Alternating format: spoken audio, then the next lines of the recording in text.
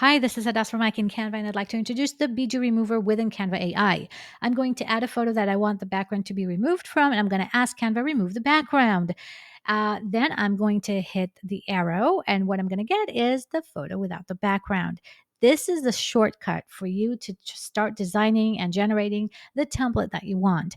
You don't have to go back and forth from the editor and back to the home screen and so far. So you see that I have this photo without the background. And now I can create whatever it is that I want, a sales poster, for example. Canva's going to give me a few options. The photo does not have the background. I can still make adjustments within Canva AI or head over to use Canva Editor or even change the color palette. And then within here, I can do whatever I want. So, for example, here's a tip for you. I'm just going to duplicate the photo and I'm going to place it on top of itself. And that's how you create a pop out photo. There, you got a tip from me. Let me know in the comments what you think. Let's head over to the newest feature now. Bye.